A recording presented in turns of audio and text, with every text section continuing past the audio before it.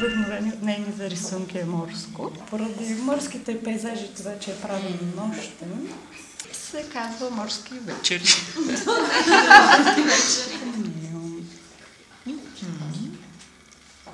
Перли с кристалчета, класика. Да, съвсем тематично.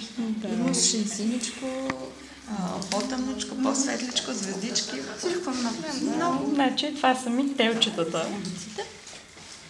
Чудесно. Просто имах един микс от хуманиста, който много ми харесваше.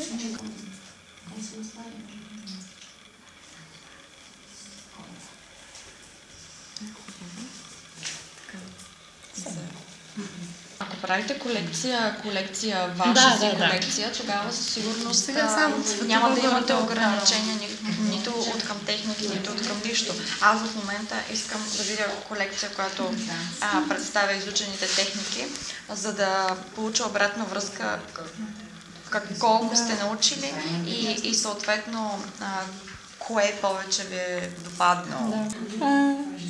Това ми е плъската.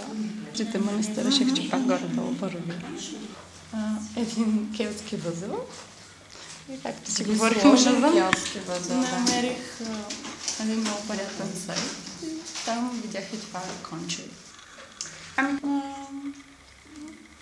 Просто, защото са цветово стил същите материали.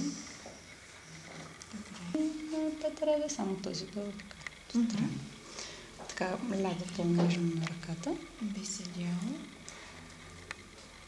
Малко е голямо, то пак ще е за малко по-голямо на ръката. Хубава идея така. И към това имаме този пръстен правилно тел. Чудесно. Ами аз много се запалих и мисля, че доста...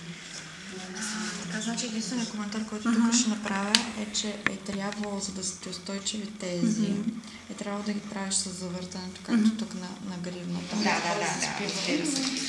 Но имам предвид, че това трябва да е устойчиво.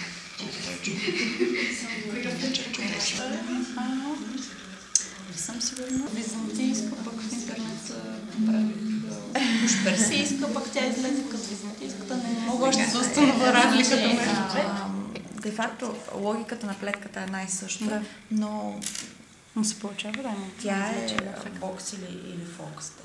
За да може да се вижда плетката как се случва, защото ако не се закачи за нещо различно от началото, през цялото време ще ви се струва, че нещо не плетете както трябва, че се разслага хълбичката като цвят.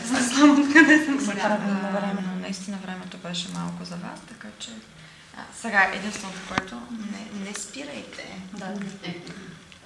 Изобщо не спирайте. Петя, браво! Продължаваме в същия дух, въпреки малките си помощници.